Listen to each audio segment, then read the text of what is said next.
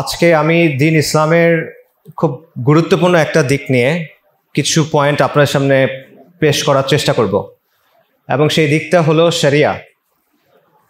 শরিয়া হলো এমন একটা শব্দ যে শব্দটা নিয়ে আমাদের সমাজের মধ্যে অনেক মানুষের ভয় কাজ করে। মানুষ যখন শরিয়া শব্দটা শোনে তাদের মধ্যে ভয় কাজ করে। অনেকে মনে করে যে শরিয়া এখন প্রযোজ্য না, অনেকে মনে করে আমাদের দৃষ্টিভঙ্গি পাল্টানো দরকার, সময় বদলায় গেছে, এরকম অনেক কথা আমরা শুনি। আবার অনেকে সরাসরি একেবারে বলে যে শরিয়া তো মধ্যযুগীয়, শরিয়া তো পশ্চাৎপদ, শরিয়া তো বর্বর ইত্যাদি, এবং সামগ্রিকভাবে শরিয়ার ব্যাপারে একটা ভয় তৈরি করে রাখা হয়। এবং আপনি দেখবেন যে আমাদের দেশে বারবার এই ভয়টা তৈরি করা হয় যে তোমরা শরিয়া নিয়ে কথা বলবা না, তোমরা খিলাফা নিয়ে কথা বলবা না, এটা হলে আমেরিকা এটা বলবে, ইন্ডিয়া এটা বলবে, ইত্যাদি ইত্যাদি। সো সামগ্রিকভাবে একটা ভয়, জিনিসটা নিয়ে ভয়, জিনিসটা নিয়ে কথা বললে ভয়, এরকম একটা ব্যাপার আমরা সমাজের মধ্যে তৈরি করে রাখা হয়েছে। তো অনেকটা ব্যাপারটা এরকম যে মনে করেন যদি শরিয়া কায়েম হয়, পরের দিন মনে হয় সব মানুষকে শহরের সেন্টারে নিয়ে যাওয়া হবে, তারপর গরম লোহার রড মানুষের চোখের মধ্যে ঢুকায় দেওয়া হবে, তারপর কুড়াল দিয়ে কোপায় কোপায় সবার হাত পা কাটা হবে, তারপর মনে করেন প্রত্যেক বাসার সামনে প্রহরী থাকবে, কে সালাতে গেল না তাকে টেনে হিচড়ে বাইর করে নিয়ে আসবে, তারপর সবাইকে গুনে গুনে দৌড়া মারা হবে। শরিয়া মনে হয় এরকম একটা ব্যাপার। শরিয়া মনে হয় এরকম ভয়ঙ্কর একটা ব্যাপার যে শরিয়া কায়েম হওয়ার পর মানুষের লাইন লেগে যাবে, সবাই ছাদে উঠে লাফ দিবে আত্মহত্যা করার জন্য।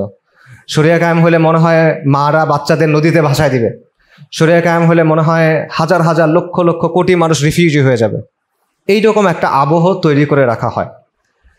তো এটার পেছনে একটা লম্বা হিস্ট্রি আছে, কেন এই ব্যাপারটা হয়েছে, যে শরিয়ার ব্যাপারে এই নেতিবাচক দৃষ্টিভঙ্গিটা কেন, এই ভয়টা কেন, শরিয়াকে ট্যাবু কেন বানানো, মানে শরিয়া নিয়ে আপনি কথা বলতে পারবেন না। সব কিছু নিয়ে কথা বলা সম্ভব, আপনি মার্ক্সবাদ নিয়ে কথা বলতে পারবেন, সমাজতন্ত্র নিয়ে কথা বলতে পারবেন, লিবারেল ডেমোক্রেসি নিয়ে কথা বলতে পারবেন, যে কোনো কিছু নিয়ে আপনি কথা বলতে পারবেন, এমনকি হিন্দু রাষ্ট্র নিয়েও কথা বলতে পারবেন। বাংলাদেশের এরকম দল আছে যারা হিন্দু রাষ্ট্রের কথা বলে, অখণ্ড ভারতের কথা বলে, কিন্তু আপনি শরিয়ার কথা বলতে পারবেন না।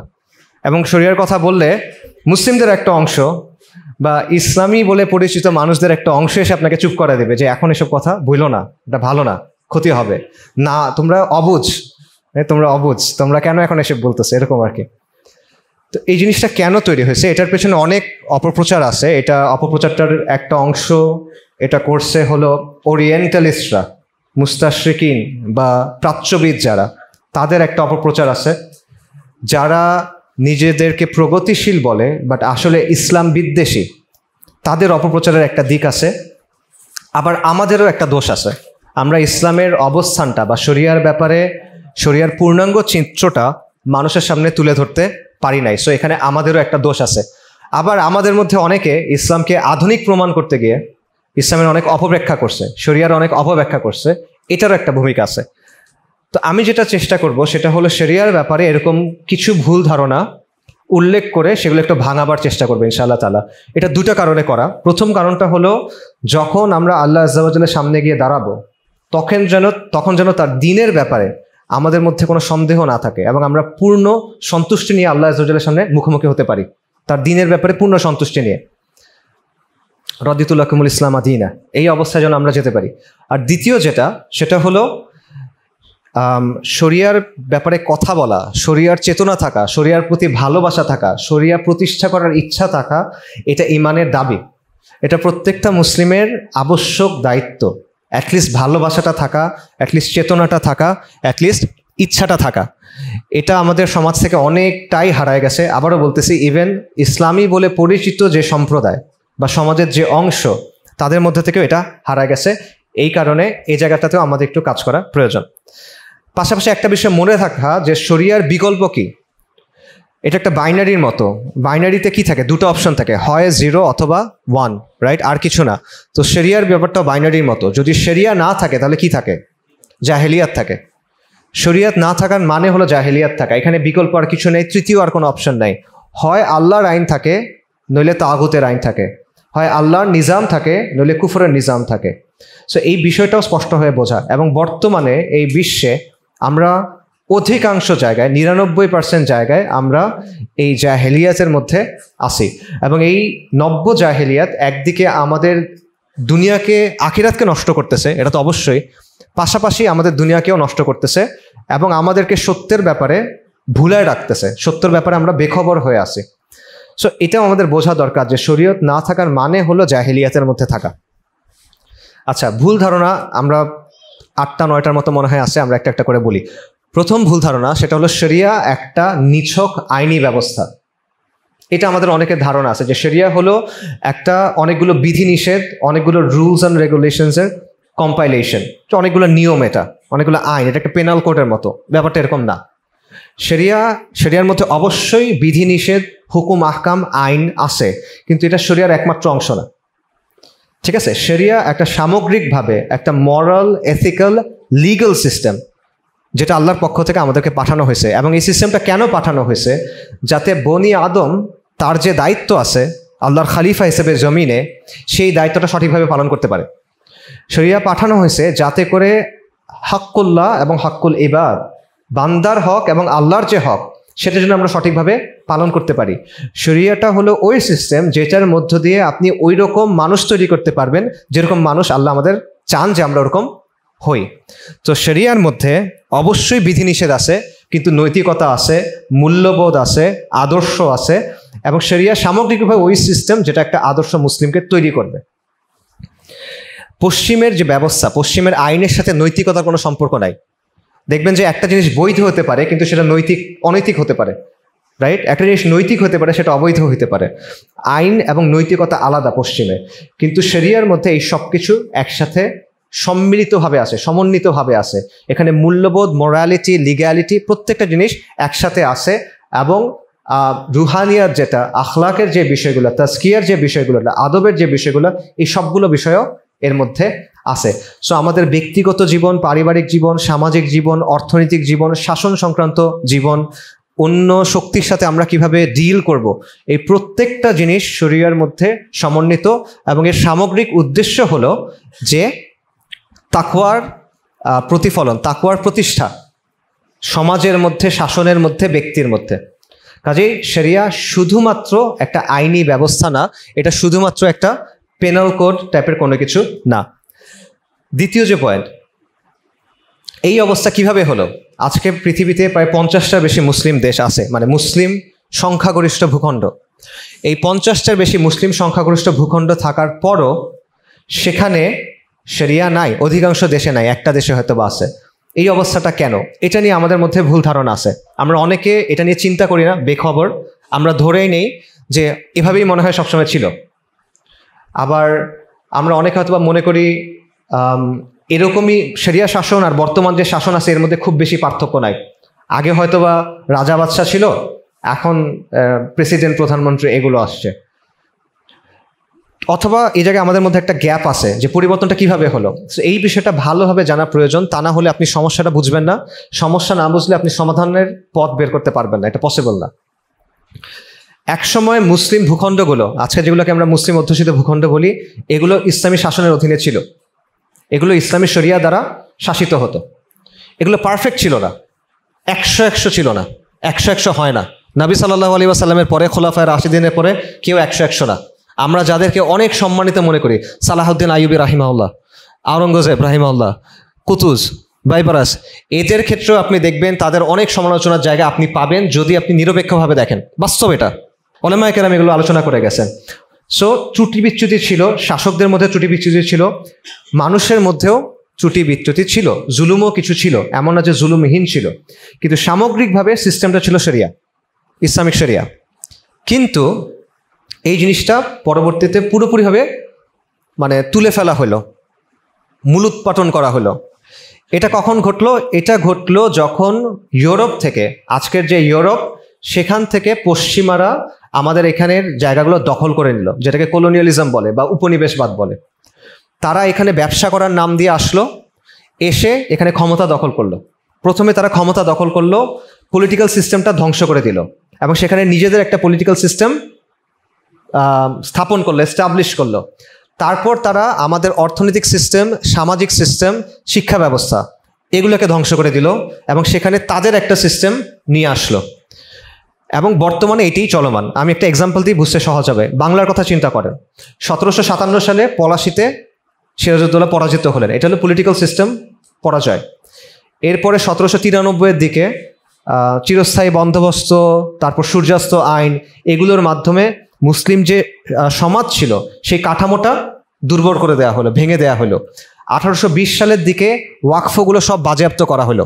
ওয়াকফ দিয়ে কিন্তু আমাদের মনে করেন ওলামাদের ভাতা দেওয়া, মাদ্রাসা চলা, সমাজ কল্যাণমূলক যত কাজ সব ওয়াকফের মাধ্যমে হতো, সবগুলা এরা ভেঙে ফেললো। শিক্ষা ব্যবস্থা ওয়াকফের মাধ্যমে চলতো, সব এটা তারা ভেঙে দিল। তারপরে তারা বাংলায় কি করলো, হিন্দু সম্প্রদায়কে তাদের কাছে টানলো, তাদের সহযোগী হিসেবে গ্রহণ করলো, আমাদেরকে সিস্টেম্যাটিক্যালি যত পজিশনস অফ পাওয়ার ছিল মানে প্রশাসন, বিচার, এগুলো থেকে সরায় ফেললো। এবং এখানে একটা কাজ করলো, ফার্সি দিয়ে আগে সবকিছু হতো, এখানে তারা হঠাৎ করে ইংরেজি নিয়ে আসলো। এবং পরবর্তীতে এমন পর্যায়ে হলো যে মুসলিমরা যে পড়াশোনা করবে, ইংরেজি পড়বে, সেটাও তারা পারতেছে না, কারণ ওই আর্থিক অবস্থায় তাদের নাই অধিকাংশের ক্ষেত্রে। সো এটা হলো পলিটিক্যাল সিস্টেম গেল, অর্থনৈতিক সিস্টেম, সামাজিক সিস্টেম, সবকিছু, শিক্ষা ব্যবস্থা কিভাবে তারা একটার পর একটা নষ্ট করলো। তো বর্তমানে আমাদের যেই রাষ্ট্রগুলো আছে, এবং এটা শুধুমাত্র বাংলাদেশের না, সামগ্রিকভাবেই পুরা মুসলিম বিশ্বের অধিকাংশ দেশের ক্ষেত্রে যে রাষ্ট্র ব্যবস্থা আছে, এটা হলো ওই ফিরিঙ্গিদের যে সিস্টেম সেটার একটা ধারাবাহিকতা। এটার কোনো মৌলিক পরিবর্তন নাই। মনে করেন বাংলাদেশের যে আমলাতন্ত্র, এই আমলাতন্ত্রটা হলো পাকিস্তানের আমলাতন্ত্রের ধারাবাহিকতা। পাকিস্তানের যে আমলাতন্ত্র সেটা হলো ব্রিটিশদের যে আমলাতন্ত্র, সেটার ধারাবাহিকতা। এখন ব্রিটিশদের আমলাতন্ত্র তৈরি হয়েছিল কেন? ব্রিটিশরা হলো রাজা, আমরা হলাম প্রজা নাকি নাগরিক? খেয়াল করেন, আমরা হলাম প্রজা, তোর নাগরিকের থাকে অধিকার আর প্রজাকে শাসন করতে হয়। তো ব্রিটিশ যে আমলাতন্ত্র তার উদ্দেশ্য ছিল শাসন করা। সো সেই আমলাতন্ত্র আজকেও আপনাকে প্রজা হিসেবেই দেখে, আপনাকে নাগরিক হিসেবে দেখেন না। এই জন্য আপনি যখন সরকারের অফিসে যান, মনে হয় যে আপনি মনে হয় রাস্তার থেকে ভিখারি উঠে আসছেন, ওখানে মনে হয় 10 বংশের জমিদার বসা, মনে হয় কিনা? এই কারণটা হলো ওই লজিকটা এখনো রয়ে গেছে যে আপনি প্রজা, সে রাজা। সো এটা হলো আমলাতন্ত্র। একইভাবে সেনাবাহিনী, বাংলাদেশ সেনাবাহিনী হলো পাকিস্তান সেনাবাহিনী থেকে। পাকিস্তান সেনাবাহিনী কোত্থেকে? ব্রিটিশ রয়্যাল আর্মি থেকে। ব্রিটিশ রয়্যাল আর্মির কাজ কি ছিল? এই দেশের মানুষের দিকে বন্দুক তাক করে ব্রিটিশদের ক্ষমতা টিকায় রাখা, নাকি? তো এটার যে ধারাবাহিকতা, সেটার লজিকটা কার পক্ষে যায়, এই জিনিসটা বোঝা জরুরি।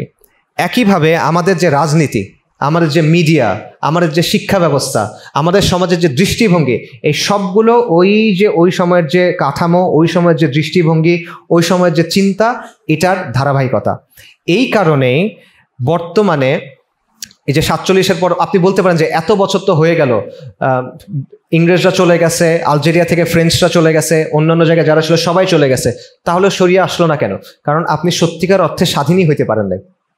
আপনার হাতে কিছু রং বেরঙের কাগজ ধরাই দিছে, কাপড় ধরাই দিছে, পতাকা, আপনাকে কিছু গান বাজনা ধরাই দিছে, বেসুরে গান বাজনা, ওগুলো নিয়ে আপনি মনে করতেছেন যে আপনি স্বাধীন। জাতীয় সঙ্গীত, জাতীয় পতাকা, ওরা মানচিত্র আঁকছে, মদ খেয়ে মাতাল হয়ে মানচিত্র আঁকছে, সেই মানচিত্র নিয়ে আপনি গর্ব করতেছেন। আপনারা আরবের মানচিত্র দেখবেন, সোজা সোজা লাইন। দুনিয়াতে কখনো সোজা সোজা লাইনে কিছু হয় না। হয় নদী, জমি, কোনো কিছু সোজা লাইনে হয় কিনা? সোজা লাইনে মানুষ টানে। কেন? কারণ ওরা এইভাবে রাতের বেলা মদ টদ খেয়ে ঠিক করছে যে আমরা কিভাবে ভাগ করবো দেশগুলা। সো এই বর্ডারগুলো এরকম সাদা সোজা লাইনে টানা, উল্টাপাল্টা হিসাব করে করা। সো এই বিষয়গুলোর ভিত্তিতে আপনি আপনার পরিচয় তৈরি করতেছেন, এই বিষয়গুলোর ভিত্তিতে আপনি আপনার মূল্যবোধ তৈরি করতেছেন। তো সেটা কখনো ঠিক হবে না। সো এই বিষয়টা বোঝা খুব জরুরি। আরেকটা বিষয় দেখেন, যে পশ্চিমের একটা নির্দিষ্ট দৃষ্টিভঙ্গি আছে, তারা সবসময় মনে করে যে তাদের যে শিক্ষা, তাদের যে চিন্তা, তাদের মূল্যবোধ, তাদের সংস্কৃতি, এটা শ্রেষ্ঠ এবং বাকি সব কিছু খারাপ। এবং তারা এটা দিয়ে তাদের যে দখলদারিত্ব, তাদের যে লুটপাট, তাদের যে খুন, এগুলার বৈধতা দিত। তারা মনে করত যে আমরা এই উপমহাদেশে আসছি, আমরা আরবে আসছি, এটা তো আমরা ওদেরকে ফেভার করতেছি, আমরা এসে ওদের টাকা নিব, আমরা এসে ওদের জমি দখল করব, বিনিময়ে ওদেরকে আমরা সভ্য বানাবো। এরা বর্বর, এরা জন্তু টাইপের মানুষ, এরা এখনো মধ্যযুগে পড়ে আছে, আমরা এদেরকে সভ্য বানাবো। আর এই সভ্য বানাবো, এটার ফি হইলো এদের কাছ থেকে আমরা এই জমি টমি সব দখল করব। আমরা যে এদের শাসন করতেছি, এটা এদের জন্য নিয়ামত। এটা হলো তাদের দৃষ্টিভঙ্গি। এবং ইসলামের ব্যাপারে তাদের দৃষ্টিভঙ্গি কি? ইসলাম তাদের কাছে খুবই নেতিবাচক কিছু। ক্রুসেডের সময় থেকে ইসলাম হলো তাদের চিরন্তন শত্রু। ক্রুসেডের নামে ইউরোপ প্রথমবারের মতো একত্রিত হয়েছিল। এর আগ পর্যন্ত ইউরোপের একত্রিত কোনো পরিচয় ছিল না, ক্রুসেডের নামে তারা একত্রিত হয়েছিল। তখন থেকে ইসলামকে তারা তার প্রতিপক্ষ মনে করে। সো ইসলামী চিন্তা, ইসলামী শিক্ষা, ইসলামী শাসন ব্যবস্থা এগুলোকে তারা সবসময় নেতিবাচকভাবে দেখে। এখন এটার প্রভাবটা কোন জায়গায় পড়ে দেখেন। পশ্চিমারা যেহেতু আমাদের শিক্ষা ব্যবস্থা সরাই দিল, ওরা নিজের একটা শিক্ষা ব্যবস্থা আনলো, কারণ ওদের কিছু কেনারই লাগবে। ইংরেজরা তো সংখ্যায় অল্প, তাদের তো বাংলা মানে উপমহাদেশে কোটি কোটি মানুষ। এই কোটি কোটি মানুষকে শাসন করার জন্য আপনার কিছু মানে মিড লেভেল অফিসার লাগে বা লো লেভেল অফিসার লাগে। আপনি বস, বাট মাঝে তো কিছু লোকজন লাগবে, কেরানি লাগবে কিছু। এই কেরানি তৈরি করার জন্য তারা একটা শিক্ষা ব্যবস্থা তৈরি করলো। এবং এই শিক্ষা ব্যবস্থার মূল কারিগর যে ম্যাকলে বলা হয়, ওর নাম লর্ড ম্যাকলে। ম্যাকলের একটা কথা আছে যেটা থেকে আপনি বুঝবেন যে ওরা ইসলামকে কিভাবে দেখে। সে বলতেছে যে পুরো ভারতবর্ষ এবং আরবের যে জ্ঞান ভাণ্ডার, এটার চাইতে ইউরোপের একটা লাইব্রেরির একটা তাকের বেশি জ্ঞান আছে। বুঝতে পারছেন? মানে একদিকে আপনি পুরো ভারতবর্ষ এবং আরবের জ্ঞান ভাণ্ডারকে যদি দেন, আরেকদিকে ইউরোপের একটা লাইব্রেরির একটা তাকের জ্ঞান দিবেন, এটা ভারী হবে। এটা হলো তার চিন্তা ভাবনা। ঠিক আছে? সো এই জায়গা থেকে, এই শিক্ষা ব্যবস্থা থেকেই ওই মানুষগুলো বের হয়েছে যাদেরকে যাওয়ার সময় ওরা ক্ষমতা দিয়ে গেছে। ওরা যখন গেছে, এখান থেকে যখন গেল, ধরুন ভারতবর্ষ থেকে 47-এ গেল, 47-এ যাওয়ার সময় যাদের হাতে তারা ক্ষমতা দিয়ে গেল, তারা কোথায় পড়াশোনা করছে? তারা এই সিস্টেমের মধ্যে পড়াশোনা করছে। এখন তারা যখন এই সিস্টেমে পড়াশোনা করছে, ইসলামের ব্যাপারে তাদের দৃষ্টিভঙ্গিটা কি? যদিও তারা মুসলিম, যদিও তারা নিজেদের মুসলিম বলে, কিন্তু ইসলামী শরিয়া, ইসলামী ফিকহ বা ইসলামী বিধিবিধান বা পর্দা, এরকম অনেক বিষয়ে তার দৃষ্টিভঙ্গি কেমন? তার দৃষ্টিভঙ্গি ইংরেজদের মতো। সো এটা খুব গুরুত্বপূর্ণ একটা বিষয় যেটা আমাদের বোঝা দরকার, যে হ্যাঁ, এই নেতারা স্বাধীনতা চাইছে, এই নেতাদের মধ্যে দেশপ্রেম ছিল, এই নেতারা দেশের মানুষের কল্যাণ চাইছে, হইতে পারে এটা। ঠিক আছে, আমি তখন ছিলাম না, আমি জানি না, আমি বিশ্বাস করলাম তাদের মধ্যে সবই ছিল। কিন্তু যেহেতু তারা ওই সিস্টেমের মধ্যে দিয়ে বের হয়ে আসছে, তাই তাদের মূল্যবোধ, তাদের দৃষ্টিভঙ্গি, তাদের জীবনবোধ তাদের মতো। এবং এই কারণেই তারা যে রাষ্ট্র তৈরি করছে, সেটা কিসের অনুসরণ করছে? মুখে বলছে রিয়াসাতে মদিনা, মুখে বলছে যে মানে ইসলামের জন্য শাসন, কিন্তু আলটিমেটলি তারা তৈরি করছে কে? তারা ইউরোপিয়ান লিবারেল সেকুলার একটা রাষ্ট্র তৈরি করছে, নেশন স্টেট তৈরি করছে। ঠিক আছে? সো এই বিষয়টা খুব জরুরি যে ফিরিঙ্গিরা যাবার পর যে এলিটদের হাতে ক্ষমতা দিয়ে গেছে, এটার মধ্যে ক্ষমতাসীন এলিট বলেন, সামাজিক এলিট বলেন, আর্থিক এলিট বলেন, ইকোনমিক ফাইন্যান্সিয়াল এলিট বলেন, এরা সবাই ওদের দৃষ্টিতে ইসলামকে দেখে। এবং এই কারণে আমাদের সমাজে আপনি যখন শরিয়া নিয়ে কথা বলতে যাবেন, যেটা নেতিবাচকভাবে দেখা হয়। আমাদের সমাজের মূল ধারা হলো এই ধারা। ঠিক আছে, আমরা নিজেরা অনেক সময় আলোচনা করি দিনী কমিউনিটির ভেতরে কোনটা মূল ধারা। কোনোটাই মূল ধারা না বাংলাদেশে মূল ধারা হলো যে ওরা, কারণ ওদেরই নিয়ন্ত্রণ শিক্ষা ব্যবস্থার উপরে, সংস্কৃতির উপরে, পুরো সিস্টেমটার উপরে। এবং এই জায়গা থেকে শরিয়ার ব্যাপারে দৃষ্টিভঙ্গিটা অত্যন্ত নেতিবাচক। এটা একটা বিষয়। এবং দেখেন, মানে কলোনিয়ালিজমের সময় একটা যুক্তি ছিল বা ওদের একটা চিন্তা ছিল যে যারাই ওদের বিরোধিতা করে তাদের বিরোধিতা খুব খারাপ কাজ, আর ওরা যেই কাজটা করে এটা খুব ভালো কাজ। এবং এটার একটা বাস্তব উদাহরণ আপনি চোখের সামনে এখন দেখেন, এটা হলো ইসরায়েলের গণহত্যায়। ইসরায়েল যখন গণহত্যা করে, মানে বলার মতো আসলে কিছু নেই, আপনারা সবাই জানেন, এমন কোনো মানে নৃশংসতা নাই যেটা তারা করতেছে না। কিন্তু যখনই তাকে জিজ্ঞেস করা হয়, ইসরায়েল বলে কি যে আমার তো বেঁচে থাকার অধিকার আছে, আমার তো টিকে থাকার অধিকার আছে। এবং এটা শুধু ইসরায়েল বলে না, এটা আমেরিকা বলে ইসরায়েলের পক্ষ হয়ে, এটা জাতিসংঘ না বললেও এটা মনে করেন পশ্চিমের দেশগুলো ইসরায়েলের পক্ষে বলে। আর যখন ফিলিস্তিনের মুসলিমরা তাকে মেরে ফেলা হচ্ছে, সে নিজেকে বাঁচানোর জন্য প্রতিরোধ করতেছে, তখন সেটাকে সন্ত্রাস বলা হয়। এবং এটা খুব ভালো একটা বুদ্ধি আসলে। আপনি যদি আপনার কাজটাকে এভাবে বলেন যে আমি যে কাজটা করতেছি এটা আমার নিজের স্বার্থে না, এটা হলো সভ্যতার স্বার্থে, ঠিক আছে, এটা হলো বিশ্বের স্বার্থে, আর যে আমার বিরোধিতা করতেছে সে হলো সভ্যতার শত্রু, সে মানবাধিকারের শত্রু, তখন আপনি যে কোনো অপরাধকে জায়েজ করতে পারবেন। এবং এটা আজকে ইসরায়েল যেভাবে করতেছিল, এভাবে কলোনিয়ালিজমের টাইমেও হয়েছিল। সো ইসলামকে ওরা তখন থেকেই এভাবে দেখে। একটা উদাহরণ দেখেন যে 9/11-এর পরে জর্জ ডব্লিউ বুশ, আমেরিকার তৎকালীন প্রেসিডেন্ট, তার 3টা কথা ছিল। প্রথমে সে বলল যে এই যুদ্ধে সবাইকে একটা পক্ষ বেছে নিতে হবে, আল ওয়ালা ওয়াল বারা আর কি, যে হয় তোমরা আমেরিকার পক্ষে, নইলে তোমরা সন্ত্রাসীদের পক্ষে। এটা একটা কথা বলল। দ্বিতীয় একটা পয়েন্ট বলল, সে বলল এটা একটা crusade. George W Bush white হাউসে একটা নিউজ কনফারেন্সে এই কথাটা বলছিল যে এটা একটা ক্রুসেড। আরেকটা কথা বললো, এটা হলো ইরাক যুদ্ধের সময়। তখন সে বলল যে ইসলামী সন্ত্রাসীরা কি চায়, জর্জ বুশের কথা এটা, সন্ত্রাসীরা কি চায়, তারা শরিয়া চায়। সন্ত্রাসীরা কি চায়, তারা একটা ইসলামিক সাম্রাজ্য তৈরি করতে চায়। সন্ত্রাসীরা কি চায়, তারা স্পেন থেকে মরক্কো পর্যন্ত একটা বিশাল অংশে ইসলামী শরীয়ত কায়েম করতে চায়। সন্ত্রাসীরা কি চায়, তারা খিলাফত চায়। এখন এই যে খিলাফত চাওয়া বা ইসলামী শাসন চাওয়া, এটা ইসলামের একটা মৌলিক অবস্থান। আপনারা এখানে সবাই জানার কথা, না জানলে ওলামার কাছে গিয়ে জিজ্ঞেস করে জানবেন। এটা ইসলামের মৌলিক অবস্থান, কখনো এই অবস্থানে কোনো পরিবর্তন হয় নাই।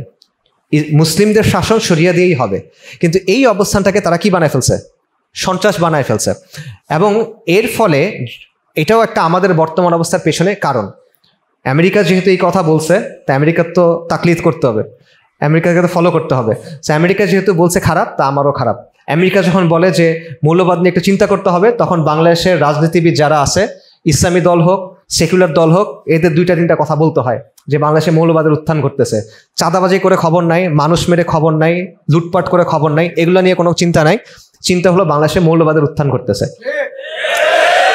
কেন? কারণ ইমাম বলছে, তাদের পীর এবং মুর্শিদ আমেরিকা বলছে, তাই সেই জায়গা থেকে এটা ফলো করতে হবে। এবং আবারও এই জিনিসটার সাথেও কলোনিয়াল সময়ের একটা মিল আছে। মিলটা কি দেখেন, যখন ফিরিঙ্গিরা প্রথম অ্যাটাক করলো, তাদের বিরুদ্ধে প্রথম প্রতিরোধ কারা করলো? নবাব সিরাজউদ্দৌলা বা টিপু সুলতান, এই টাইপের মানুষরা, অর্থাৎ যারা প্রতিষ্ঠিত রাজনৈতিক শক্তি, তারা প্রথমে একটা প্রতিরোধ করার চেষ্টা করলেন।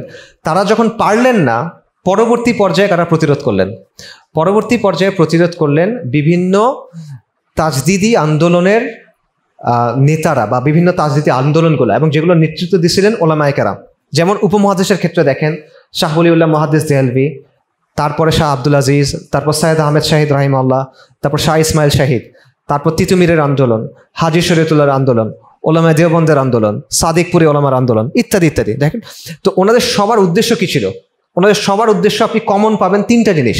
তাদের নিজেদের মধ্যে অনেক বিষয়ে পার্থক্য আছে, ধরেন মাসলাকগত বা ফিকি নজরিয়াত এসব জায়গায় পার্থক্য আছে, কিন্তু উদ্দেশ্যের জায়গায় সবাই এক। তিনটা বিষয়ে তারা একমত। এক নাম্বার হলো মুসলিম সমাজের সংস্কার দরকার, মুসলিমদের ঈমান এবং আমলের সংস্কার দরকার, এটা নিয়ে তারা সবাই কাজ করছেন। দুই নাম্বার, এখান থেকে এই ফিরিঙ্গিদের বিতরণ করা দরকার, এদেরকে বের করে দেওয়া দরকার, এটা তারা চেষ্টা করছেন যে যার মতো করে পারেন। এটা দুই নাম্বার। তিন নাম্বার কি, এদেরকে যদি আমরা বের করে দিতে পারি তাহলে আমরা এখানে কি করব? ইসলাম নিয়ে আসবো। সবাই তারা এই কাজটা করছেন। তো যখন তারা এই কাজটা করছেন, ব্রিটিশরা তাদেরকে কি নাম দিয়েছেন? ব্রিটিশরা তাদের নাম দিয়েছেন, এরা হলো গোরা, এরা হলো ধর্মান্ধ, এরা হলো ফ্যানাটিক। এবং সৈয়দ আহমেদ শাহিদ রাহিমাহুল্লাহর যে অনুসারীরা ব্রিটিশের বিরুদ্ধে লড়াই চালায় গেছিল, তাদের ঘাঁটি ছিল সিত্তানাতে। তাদের ঘাঁটির নাম ব্রিটিশরা দিয়েছিল, উইলিয়াম হান্টারের ইন্ডিয়ান মুসলমানস বইয়ে আছে, আপনারা দেখবেন, দ্য ফ্যানাটিক বেস, ধর্মান্ধদের ঘাঁটি। ঠিক আছে? সো ওই সময় থেকেই যারা ব্রিটিশদের কথা মেনে নিছে, জি হুজুর এরা ভালো, আর যারা বলছে যে না তোমরা আমাদের এখানে এসে একটা কুফরি সিস্টেম চাপাই দিছো, আমরা এটা সরাতে চাই, আল্লাহ আমাদের কাছ থেকে যা চান সেটা আমরা বাস্তবায়ন করতে চাই, যারা এটা বলছে তারা তখন থেকে কি ধর্মান্ধ, উগ্র, গোরা। এই জিনিসটা আপনি এখনো দেখেন, এখনো যে ওদের ওই যে পীর ও মুর্শিদের পথ যারা তরিকা যারা ফলো করে, তার তো কিছু তরিকা আছে, মনে করেন liberalism, secularism, democracy etcetera etcetera, এগুলো যদি আপনি ফলো করেন, ওই তরিকায় থাকলে, তরিকায় আমেরিকা, এটা যদি আপনি ফলো করেন তাহলে ওকে ঠিক আছে, ভালো, তবে খলিফা মানে যে এই খিলাফত পাইছে তার। আর যদি এটা আপনি না করেন তাহলে আপনি কি খারাপ মুসলিম, সন্ত্রাসী, যাকে মেরে ফেলা যায় যখন তখন। সো এই বিষয়টা বোঝা দরকার যে কেন রাষ্ট্রীয়ভাবে আমাদের এখানে শরিয়ার বিষয়টা এভাবে দেখা হয়। আচ্ছা, এটা 2 নম্বর ভুল ধারণা ছিল। 3 নম্বর ভুল ধারণা, রাষ্ট্রধর্ম ইসলাম। রাষ্ট্রধর্ম ইসলাম থাকা মানে কি আমাদের এখানে ইসলাম আছে কিনা? না, এটা মানে আমাদের এখানে ইসলাম নাই। রাষ্ট্রধর্ম ইসলাম থাকা, এটার ফাংশনাল গুরুত্ব নাই বললেই চলে। এটা কীরকম? যেমন ধরেন আমাদের, আবারও এটা শুধুমাত্র বাংলাদেশের জন্য না, যে মুসলিম ভূখণ্ডগুলো আছে এখানে যে রাষ্ট্র কাঠামো আছে, এটা হলো সেকুলার রাষ্ট্র। এখন সেকুলার মানে কি? সেকুলার শাসন মানে কি? সেকুলার শাসন মানে কি ধর্ম যার যার উৎসব সবার? সেকুলার শাসন মানে কি অসাম্প্রদায়িকতা, ধর্মনিরপেক্ষতা? নাকি সেকুলার শাসন মানে কি ইসলাম বিদ্বেষ? কোনটা? এটার একটাও না আসলে। সেকুলার শাসনের একদম বাস্তব মানে হলো যে এখানে গায়রুল্লাহর আইন দিয়ে শাসন হয়। এটা হলো সেকুলার শাসনের একদম গায়রুল্লাহ এবং বিশেষভাবে মানুষের চিন্তা, মানুষের তৈরি করা বাদ মতবাদ। এটা হলো সেকুলার শাসনের সবচেয়ে ইকোনমিক সংজ্ঞা, মানে অল্প কথায় বাস্তবতা যেটাতে উঠে আসে। সেকুলার শাসন হলো ওই শাসন ব্যবস্থা যেখানে মানুষ তার যুক্তি দিয়ে, বুদ্ধি দিয়ে, খেয়াল খুশি দিয়ে কিছু বাদ মতবাদ তৈরি করছে, তন্ত্রমন্ত্র তৈরি করছে, সেগুলো দিয়ে সে শাসন করবে, এবং এখানে আল্লাহর ওয়াহির, নবী সাল্লাল্লাহু আলাইহি সাল্লামের কথার কোনো মূল্য নাই। এটা হলো সেকুলার শাসন। তো এইটা হলো আপনার শাসন ব্যবস্থা। এই আইনে একটা দেশ চলে। এখন এখানে আপনি রাষ্ট্রধর্ম ইসলাম দেন নাকি জৈন ধর্ম দেন নাকি শিখ ধর্ম দেন, এটা কিচ্ছু যায় আসে না, কারণ ফাংশনালি এটা ওইভাবেই চলতেছে। ঠিক আছে, আমি বাংলাদেশের ক্ষেত্রে যদি দেখেন, ধরেন ডেমোক্রেসির ক্ষেত্রে যদি দেখেন, ডেমোক্রেসি কি করে? ডেমোক্রেসি বলে সকল ক্ষমতা জনগণের, সার্বভৌমত্ব জনগণের। এই জনগণ এই সার্বভৌম ক্ষমতা কিভাবে কাজে লাগায়? জনগণ কি নিজে এসে শাসন করে? করে না। জনগণ কি করে? সে ভোট দেয়, নির্বাচন করে, নির্বাচন করে সে কিছু মানুষকে বাছাই করে। এই মানুষগুলোকে কি বলে? জনপ্রতিনিধি। জনপ্রতিনিধি কি করে? জনপ্রতিনিধি সংসদে যায়। এখন সংসদের কাজ কি? সংসদের একটা নাম আছে, বলতে পারবেন? না, পার্লামেন্ট সংসদে ইংরেজি। সংসদের নাম হলো আইনসভা, লেজিসলেটিভ কাউন্সিল। মানে কি? জনগণ তার সার্বভৌম ক্ষমতা কিছু মানুষকে ডেলিগেট করছে, সে তার সার্বভৌম ক্ষমতা কিছু মানুষকে দিয়ে দিছে যে তুমি আমার উকিল, তুমি আমার প্রতিনিধি, তুমি এখন এই পরিষদে যাও, এবার তুমি গিয়ে আইন বানাও। এটা হলো সংসদের কাজ। এই জন্যই সংসদের নাম আইনসভা, বিধানসভা, লেজিসলেটিভ কাউন্সিল। সেখানে গিয়ে মানুষ তার খেয়াল খুশি মতো আইন বানায় এবং সেই আইনকে সে আল্লাহর আইনের উপরে স্থান দেয়। শুধু সেটা না, আল্লাহর আইনকে সে বাতিল করে এবং সে এটা আপনার উপর বাধ্যতামূলক চাপায় দেয়। আপনি অন্য আইন চাইতে পারবেন না, রাইট? সো এই জিনিসটা হয়। তো এইটার এরকম যখন একটা ব্যবস্থা, তখন সেই ব্যবস্থায় আপনি যদি বলেন যে রাষ্ট্রধর্ম ইসলাম, এটা যদি আপনি সংবিধানের প্রথম 10 পাতায় শুরু থেকে শেষ পর্যন্ত লিখে রাখেন, প্রথম 10 পাতায় আর কোনো কথা নেই, বারবার খালি এটাই লেখা, তাতে কি বাস্তবতা পরিবর্তন হয়? মনে করেন একটা ব্যক্তি, সে প্রকাশ্যে আল্লাহকে গালি দেয়, সে প্রকাশ্যে নবী সাল্লাল্লাহু আলাইহি ওয়াসাল্লামের অবমাননা করে, স্পষ্ট, এখানে কোনো সংশয়ের জায়গা নেই। এখন এই লোক, তার পিতা মারা গেল, এখন আপনি যদি গিয়ে বলেন যে এই লোক তার বাবার সম্পদের উত্তরাধিকার হইতে পারবে না, কারণ ইসলামের একটা নিয়ম হলো কাফের কখনো মুসলিমের সম্পদের উত্তরাধিকার হইতে পারে না, এটা কি রাষ্ট্র মানবে? মানবে না। কেন? কারণ জাতীয় পরিচয়পত্রে লেখা আছে সে মুসলিম, এই জন্য সে মানবে না। এই লোক একটা মুসলিম মহিলাকে বিয়ে করলো, আপনি গিয়ে যখন মানা করেন যে না, কোনো মুরতাদ কখনো মুসলিম মহিলাকে বিয়ে করতে পারে না, এটা ইসলামের স্পষ্ট বিধান, কারো ইখতিলাফ নাই, এটা কি রাষ্ট্র মানবে? মানবে না। কেন? কারণ সে লোক, এখানে লেখা যে সে মুসলিম। এরকম আরেকটা কথা আছে যে কোরআন সুন্নাহ বিরোধী কোনো আইন তৈরি করা হবে না। এগুলো আপনারা এখন অনেক শুনবেন, সামনে নির্বাচন আছে, তো এগুলো এখন অনেক শুনবেন। এগুলো হলো যে আপনাদের যাদের ছোট ভাই আছে বা ছোট বাচ্চা আছে, বাচ্চা মনে করেন চিড়িয়াখানায় গেছে, একটা ঘোড়া দেখছে, ঘোড়া দেখে বলছে যে বাবা আমাকে বা ভাইয়া আমাকে ঘোড়া কিনে দাও, আমার একটা ঘোড়া লাগবে, কান্নাকাটি করতেছে। আপনি বুঝছেন না যে দিব দিব, এই তো কয়েকদিন পরে বাসায় চলো কিনে দিব। এটা কেন দেন? কারণ আপনি জানেন যে তার মনে থাকবে না, সে ভুলে যাবে। যেহেতু সে ভুলে যাবে, তাকে একটা তাদেরকে আটকায় রাখে না ঘরের মধ্যে, তাদের এফিডেভিট সব কিছু করা, এরপরে তাদেরকে ফ্যামিলি ধরে নিয়ে যায় না? পার্বত্য চট্টগ্রামে এরকম ঘটনা ঘটছে না? নমুসলিমকে মেরে ফেলছে না? এরকম কত ঘটনা আছে। কাদিয়ানিরা তাদের দাওয়াতি কাজকর্ম করে, সেখানে মুসলিমরা কাজ করতে গেলে তাদেরকে জেলে ধরে নিয়ে যায়। মিশনারিরা দাওয়াতি কাজ করে, ওলামায়ে কেরাম কাজ করতে গেছে, আপনারা জানেন জুবাইর সাহেব হাফিজাহুল্লাহ, ওনাদেরকে জেলে থাকতে হয়েছে। কেন? কিসের জন্য? কিসের জন্য? দেশের আইনে তো ওটা কোনো অবৈধ কিছু না, তাও তো সেটা মানা হয় নাই। তো এই রাষ্ট্রধর্ম ইসলাম আর কোরআন সুন্নাহ বিরোধী আইন করা হবে না, এটা দিয়ে আপনি কি অর্জন করছেন বলেন? কিচ্ছু না। এটার কোনো ফাংশনাল ভ্যালিডিটি নাই, এটার কোনো মানে কার্যকারিতা নাই। এটা হলো একটা জিনিস যেটা আপনাকে দেয়া হয় বুঝ দিয়ে রাখার জন্য। কারণ এটা হলে আপনিও হয়তোবা থাক, কিছু করার দরকার নাই, কিছু তো আছে, শান্ত থাকি আমি, এই জিনিসটার মধ্যে আপনি থাকেন, সন্তুষ্ট থাকে, আমি তৃপ্ত থাকি, আর কিছু না হোক, রাষ্ট্রধর্ম তো ইসলাম, ওই তো বলছে কোরআন সুন্নাহ বিরোধী আইন হবে না, খুব ভালো হয়েছে। কারণ এইটা যদি আপনি বলে করেন যে না, এরকম তো হওয়ার কথা না, এখানে অন্যরকম কিছু হওয়ার কথা, এবং এখানে আমার একটা দায়িত্ব আছে, এই চিন্তাটা তো সমস্যার একটা চিন্তা। এই চিন্তাটা ঢুকলে আপনি তো আপনার সাধারণ জীবনে ফেরত যেতে পারবেন না। এই চিন্তাটা ঢুকলে আপনার তো মনে হবে যে আল্লাহর সামনে গিয়ে আমার একদিন দাঁড়াইতে হবে, তাহলে আমি কি বলবো?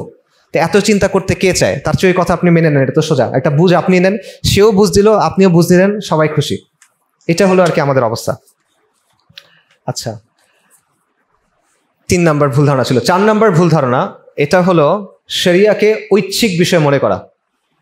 অনেক মানুষ এটা মনে করে যে শরিয়া মনে হয় ঐচ্ছিক কিছু, যে একটা মানুষ নামাজ পড়ে রোজা রাখে, হজ করছে, জাকাত দেয়, কিন্তু সে শরীয়ত চায় না, সে মনে হয় মুসলিম থাকতে পারবে এভাবে। এটা এরকম বিষয় না, এটা আবশ্যকতা। যখন কেউ বলে লা ইলাহা ইল্লাল্লাহ মুহাম্মাদুর রাসূলুল্লাহ, তখন সে স্বীকার করে নিছে যেই বিষয়ে আল্লাহ আযজা ওয়া জাল্লার কোনো বক্তব্য আছে ওই জায়গায় আমার আর কোনো বক্তব্য নাই। যেই জিনিসটা আল্লাহ আমার জন্য আবশ্যক করছেন আমি ওটা মেনে নিলাম, যেই বিষয়টা আল্লাহ আমার জন্য হারাম করছেন আমি এটা মেনে নিলাম। আপনি আল্লাহর উপর খবরদারি করতে পারবেন না, নাউজুবিল্লাহ, এটা সম্ভব না। এবং এই বৈশিষ্ট্যটা বনি ইসরায়েলের একটা বৈশিষ্ট্য। বনি ইসরায়েল কি করে, আল্লাহ আযজা ওয়া জাল্লার সাথে তারা চালাকি করতে চায়। যেমন কোরআনে সূরা বাকারা একটা ঘটনা আছে যে তাদেরকে একটা দিন মাছ ধরতে মানা করা হয়েছে, তো তখন তারা একটা হিয়াল করছে, এটা মানে ইসলাম মানে একটা আইনটাকে ঘুরায় কি বলে মানে পাশ কাটায় যাওয়ার জন্য একটা কৌশল করছে। যেমন আমি একটা উদাহরণ দিই, ওদের একটা নিয়ম আছে যে ইহুদি মহিলারা চুল ঢাকতে হবে, তারা তাদের চুল দেখাইতে পারবে না। তো তারা এই জন্য কি করে, তারা উইগ পরে, কারণ উইগ পরলে তো আপনি চুল দেখতেছেন না, রাইট? কিন্তু এটাতে তো আইনের উদ্দেশ্য বাস্তবায়ন হইল না, আইনের লেটার অফ দ্য ল বাস্তবায়ন হইল, আপনি চুল ঢাকলেন, কিন্তু যেই উদ্দেশ্য ছিল সেই উদ্দেশ্য কিন্তু বাস্তবায়ন হয় নাই। তো একইভাবে আপনি এটা বললে হবে না যে ঠিক আছে আল্লাহ ইনসাফ চান, আল্লাহ আদল চান, এটা তো অন্যভাবেও আসতে পারে, আমরা তো মুসলিমদের অন্যভাবে হেল্প করতে পারি, শরিয়ত তো দরকার নাই। এরকম কোনো সুযোগ আপনার নাই, এরকম কোনো ব্যাখ্যা বিশ্লেষণ এটা কোনোটাই গ্রহণযোগ্য না, এটা আমাদের জন্য আবশ্যক। আল্লাহ আযজা ওয়া জাল সূরা নিসাতে, কোরআনে অসংখ্য জায়গায় আল্লাহ আযজা ওয়া জাল এটা বলছেন। সূরা নিসাতে আল্লাহ বলতেছেন যে নবী সাল্লাল্লাহু আলাইহি ওয়াসাল্লামকে বলতেছেন, ফালা ওয়া রাব্বিকা লা ইউমিনুনা হাত্তা ইউহাক্কিমুকা ফীমা শাজারা বাইনাহুম, তোমার রবের কসম, তারা ততক্ষণ পর্যন্ত মুমিন হবে না যতক্ষণ না তারা তাদের মধ্যে সৃষ্ট বিবাদের ব্যাপারে তোমার মীমাংসা মেনে নেয়, এবং এইটা মেনে নেওয়ার পর তাদের মনের মধ্যে কোনো কুণ্ঠাবোধ না থাকে, এবং তারা পরিপূর্ণভাবে নিজেদেরকে সমর্পণ করে। শুধু মানলে হবে না, নিজের মানছেন, মনের মধ্যে কুণ্ঠাবোধ আছে, তাহলে হবে না। আল্লাহ আযজা ওয়া জাল সূরা আন-নূরে বলতেছেন যে মুমিন নর এবং নারীকে যখন আল্লাহ এবং তার রাসূলের দিকে আহ্বান করা হয় তখন তারা কি বলে, তখন তারা বলে সামিয়ানা ওয়া আতাআনা, আমরা শুনলাম এবং আমরা মেনে নিলাম, ওয়া উলাইকা হুমুল মুফলিহুন, এবং তারাই সফলকাম। আল্লাহ সুবহানাহু ওয়া তাআলা কোরআনে বলছেন আফা হুকমুল জাহিলিয়াতি ইয়াবগুন ওয়া মান আহসানু মিনাল্লাহি হুকমান লিকওমি ইউকিনুন, যে তাহলে কি তোমরা জাহেলিয়াতের শাসন কামনা করো? দৃঢ় বিশ্বাসী কওমের জন্য আল্লাহ চেয়ে উত্তম বিধানদাতা কে? আল্লাহ চেয়ে উত্তম বিধানদাতা তো কেউ না। এটা তো রেটরিক্যাল প্রশ্ন। আলাইসাল্লাহু বিআহকামিল হাকিমিন, আল্লাহ চেয়ে উত্তম তো কেউ না, এটা তো হইতেই পারে না। যদি কেউ বলে যে না আল্লাহ চেয়ে উত্তম কেউ, সে মুসলিম আছে কিনা বলেন? সম্ভব কিনা বলেন? অসম্ভব। যদি কেউ বলে যে আল্লাহ সুবহানাহু ওয়া তাআলা বলছেন যে আমাদের দিনে 5 বার সালাত আদায় করতে হবে, নামাজ পড়তে হবে, কেউ এসে বললো না 4 বার, কেউ এসে বললো না 7 বার, কেউ এসে বললো না 2 বার, সে মুসলিম থাকতে পারবে কিনা? আল্লাহ সুবহানাহু ওয়া তাআলা বলছেন রমাদানে আমাদের রোজা রাখতে হবে 30 দিন বা চাঁদ দেখে ওই পরিমাণ সময়, আপনি এসে বলেন না সফর মাসে রাখতে হবে, সে মুসলিম থাকবে কিনা? আবু বকর রাদিয়াল্লাহু আনহুর শাসনের সময় আরবের গোত্ররা একটা মাসালায় মতপার্থক্য করছিল, একটা মাসালায়, শুধুমাত্র জাকাতের মাসালায় তারা মতপার্থক্য করছে, এবং তারা বিদ্রোহ করছে, এবং তারা বলছে এটা আমরা নবীকে দিতাম সাল্লাল্লাহু আলাইহি ওয়াসাল্লাম, এটা আবু বকরকে আমরা দিব না রাদিয়াল্লাহু আন। একটা মাসালা, তাদেরকে আমরা কি বলি? ওই যুদ্ধকে কি বলা হয়? রিদ্দার যুদ্ধ, হারবুর রিদ্দা। ওই একটা মাসালা অস্বীকার করার কারণে এরা সবাই মুরতাদ হয়ে গেছে। এবং আপনারা তারিখের বই পড়ে দেখবেন, ইতিহাসের বই, অধিকাংশ আরব তখন গোত্রগুলো তখন মুরতাদ হয়ে গেছিল, অধিকাংশ, হিজাজ এবং আশেপাশে কিছু জায়গা ছাড়া। তো ওই জিনিসটা, একটা বিধান অস্বীকার করার কারণে যদি এটা মুরতাদ হয় তারা, আপনি পুরা শরীয়তটা অস্বীকার করে ফেলছেন। এখন আপনি নামাজ পড়েন, আপনি বায়তুল্লাহর সামনে শুয়ে বসে থাকেন, আপনার কিভাবে ঈমান থাকে বলেন? কিভাবে সম্ভব? আমি যখন, এটা আজকে থেকে 1 বছর আগের কথা, মোটামুটি 1 বছর আগের কথা, আমি যখন বলছিলাম যে শরিয়া যদি কেউ মুমিন হয় তাকে অবশ্যই ইসলামের শাসন চাইতে হবে, যেভাবে যে মুমিন হয় তাকে অবশ্যই নামাজকে চাইতে হবে, নামাজ পড়তে হবে, তাই না? অস্বীকার করার কোনো সুযোগ তো তার নাই। সে পড়তে পারে, এটা ভিন্ন কথা, এটা অন্য মাসালা, কিন্তু তার চাইতে তো হবে, সে নামাজকে অস্বীকার তো করতে পারবে না। একইভাবে কেউ যদি মুমিন হয় তাকে অবশ্যই ইসলামী শাসন চাইতে হবে, এটা নন নেগোশিয়েবল, এখানে কোনো দর কষাকষির সুযোগ নাই। এবং কেউ যদি ইসলামের চাইতে অন্য কিছুকে উত্তম মনে করে, আল্লাহর দেওয়া বিধানের চাইতে কেউ আরেকটা বিধানকে উত্তম মনে করে, আল্লাহর দেওয়া বিধানের চাইতে কেউ আরেকটা বিধানকে উপযোগী মনে করে, এখন আল্লাহরটা খুবই ভালো কিন্তু এখনের জন্য অন্যটা উপযোগী, এটা যদি কেউ মনে করে যে দুটো সমান, এটা কুফর আকবর। ওই সময় অনেকে তখন আমাকে বলছিল যে আমি কেন এই কথা বললাম, অথচ এটা আমার নিজের কথা না। 1400 বছর ধরে অসংখ্য বইয়ে এই জিনিসপত্র লেখা আছে, এটা ওয়ার্ড ফর ওয়ার্ড এরকম আপনারা বইয়ে পাবেন অসংখ্য, এটা নকল করার কথা, এটা আমার নিজের কথা না। তা আলহামদুলিল্লাহ পরবর্তীতে অনেক বিখ্যাত বড় বড় মানুষ একই কথা বলছে। সো এই বিষয়টা আমাদের মাথায় রাখা, যে শরিয়া একটা আবশ্যকতা, এটা আপনার জন্য আল্লাহ ছেড়ে দেন নাই যে তোমার ইচ্ছে হইলে কইরো, ইচ্ছা না হলে কইরো না, এটা আমাদের জন্য আবশ্যকতা। আচ্ছা, এখানে আরেকটা বিষয় বোঝা যে শরিয়ার ব্যাপারে কিছু বিষয় আছে যেখানে মতপার্থক্যের জায়গা আছে এবং সেখানে ভিন্ন ভিন্ন ইজতিহাদ আছে, মুজতাহিদ উলামায়ে কেরামের, আইম্মায়ে কেরামের। এইখানে মতপার্থক্য থাকার মানে শরীয়তের ব্যাপারে মতপার্থক্য থাকা না, ঠিক আছে? শরিয়াতে যে বিষয়গুলোর মতপার্থক্যের জায়গা আছে সেখানে যদি মতপার্থক্য থাকে তাহলে এটা শরীয়তের নিয়ম মেনে, শরীয়তের সীমানার ভেতরে, এবং এটা আল্লাহকে খুশি করার জন্যই। সো এই ইখতিলাফে বিষয়ে যে মতপার্থক্য আছে, এই মতপার্থক্যের মাধ্যমে শরিয়াকে অস্বীকার করা হয় না, এটা একটু ভালো মতো বোঝা দরকার।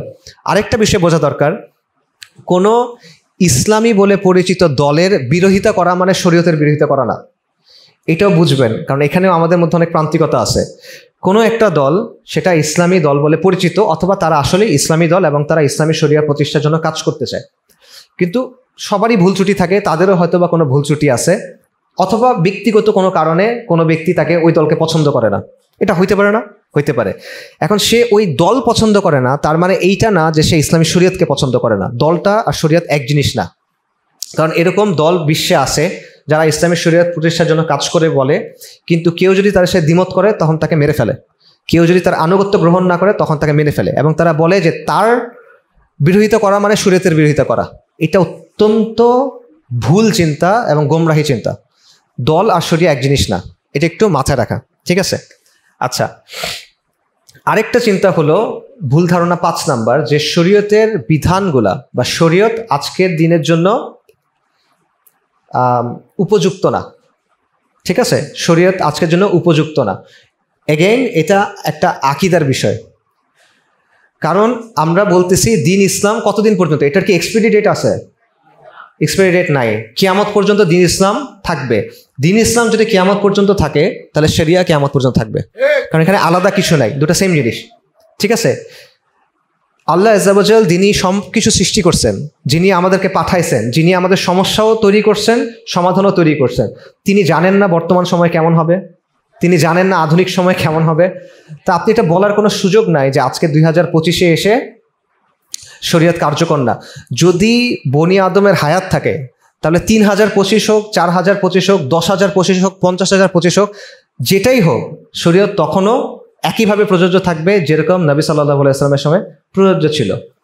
লা ইয়ালামু মান খালাকা, যিনি সৃষ্টি করছেন উনি জানেন না, ওয়া হুয়াল লাতীফুল খাবীর, আল্লাহ আজ্জা ওয়া জাল জানেন, আপনি জানেন না। সো আপনার এখানে এত মাতবরি করার কিছু নাই, যদি আপনি মুমিন হন। কাফের হলে ভিন্ন কথা, কাফের অন্য অনেক কথা বলবে, কাফেরের সাথে আমরা অন্য আলোচনা করব যে তুমি কোরআন মানো কিনা, তুমি আল্লাহ রসুলকে রসুল মানো কিনা সাল্লাল্লাহু আলাইহি ওয়াসাল্লাম। কিন্তু যদি কেউ মুমিন বলে নিজেকে, তাহলে তার এটা বলার কোনো সুযোগ নাই। আল্লাহ যখন একটা জিনিস সাব্যস্ত করে দিয়েছেন, মানে সীমানা দিয়ে দিয়েছেন, চূড়ান্ত করে দিয়েছেন, সেখানে আপনি এসে কলম দিবেন, এটার ইখতিয়ার কাউকে দেওয়া হয় নাই, কোনো মাখলুককে এটার ইখতিয়ার দেওয়া হয় নাই।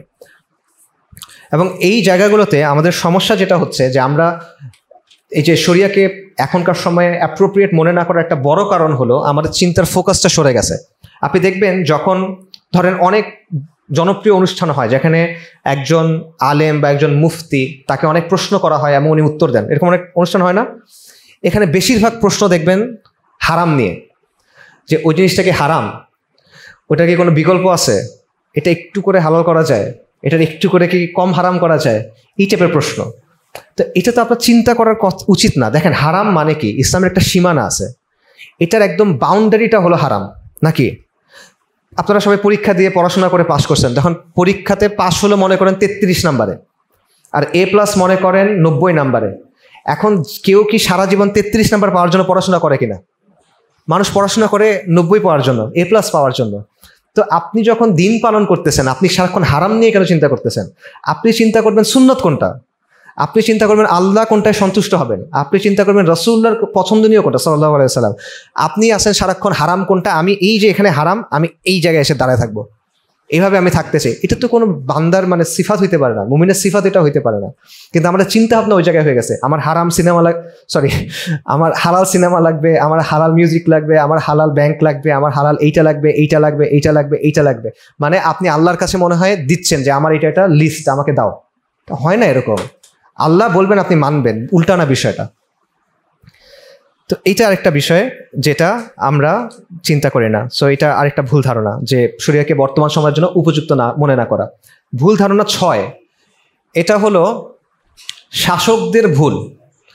আর শাসকদের ভুলকে বা শাসকদের জুলুমকে শরিয়ার সমস্যা মনে করা। ঠিক আছে, এটা কীরকম?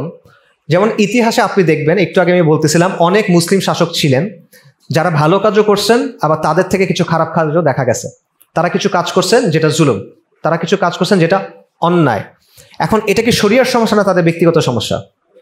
এটা তাদের ব্যক্তিগত সমস্যা। কিন্তু অনেক মানুষই এভাবে যুক্তি নিয়ে আসেন যে শরিয়া অমুক হিজরির অমুক সনে এরকম একটা ঘটনা ঘটছে, এটা হলো শরিয়ার দুর্বলতা। এটা কোনো যৌক্তিক কথা না, এটা ওই শাসকের দুর্বলতা। একজন শাসক তার কাজ করার সময় উনি ভুল করতেই পারেন, কোনো মানুষ মাসুম না, ভুলের ঊর্ধ্বে না। এটা তার বিচ্যুতি, এবং অধিকাংশ সময় বিচ্যুতিগুলো হয় শরিয়া থেকে দূরে যাওয়ার কারণে, শরিয়া অনুসরণ করার কারণে না। ঠিক আছে, এটা বোঝাটা খুব জরুরি। আমরা এমন অনেক শাসক মুসলিম ইতিহাসে আসছেন যারা একদিকে ভালো কাজ করছেন, যেমন তারা সামগ্রিকভাবে শরিয়াত দিয়ে শাসন করছেন, তারা কাফেরদের বিরুদ্ধে লড়াই করছেন, তারা নতুন ভূখণ্ড দখল করছেন, ইসলামের অধীনে আনছেন ইত্যাদি। আবার তারা কিছু জুলুমও করছেন, এটাও স্পষ্ট। তা আমাদের অবস্থান কি হবে? যেটা ভালো করছেন ওটাকে আমরা ভালো বলবো, যেটা খারাপ করছেন ওটাকে আমরা খারাপ বলবো, সিম্পল। এবং তার বিচারটা ওই কাজ অনুসারে হবে, রাইট?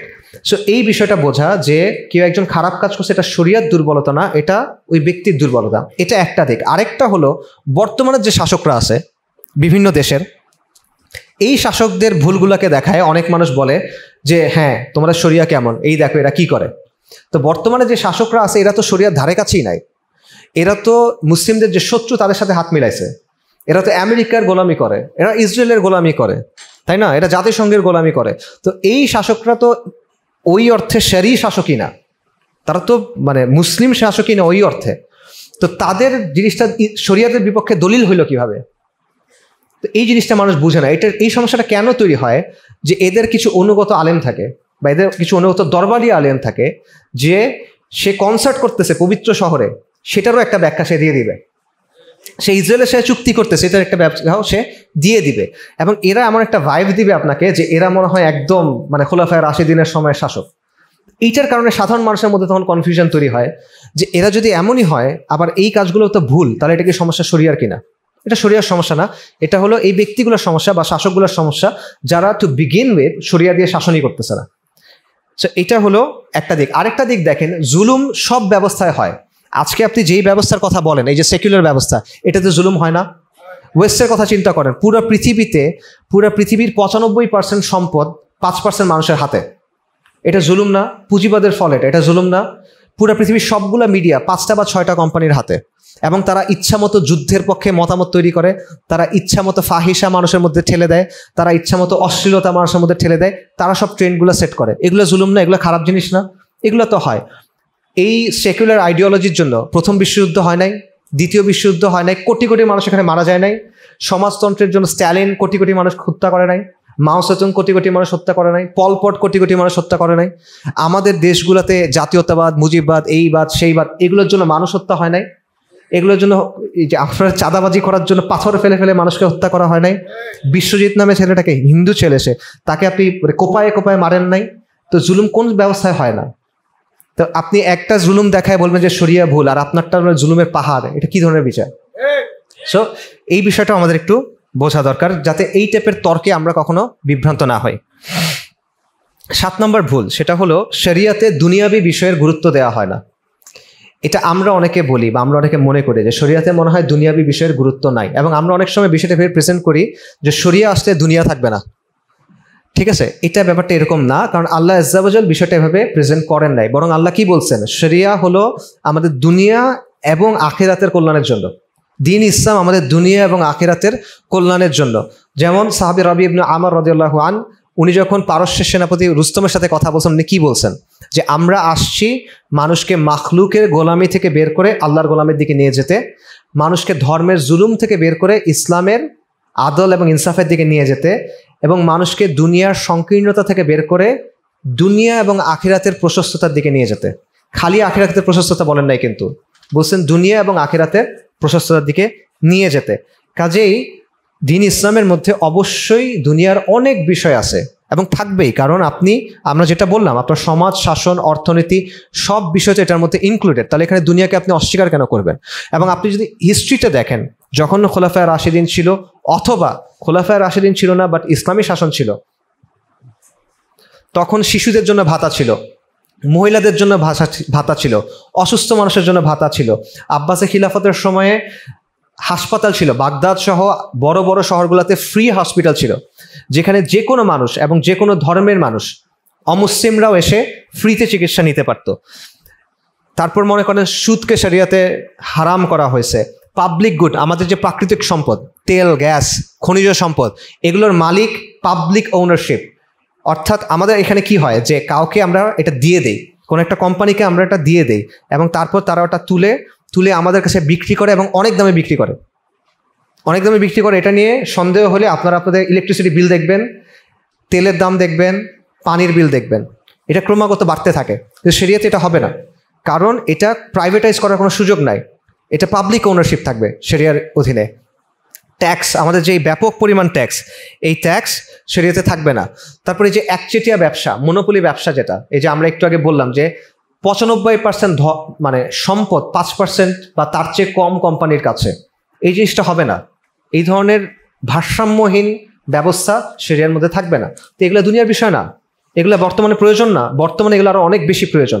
কাজেই এই ব্যাপারটা এমন না যে শরিয়াতে দুনিয়াবি বিষয় নাই। এটা একটা ভুল ধারণা যেটা আমাদের অনেকের মধ্যে থাকে। ভুল ধারণা 8, এটা আগে যেটা বললাম সেটার উল্টাটা। এটা হলো শরিয়া আসলে সব সমস্যার সমাধান হয়ে যাবে। এটা একটা ভুল ধারণা।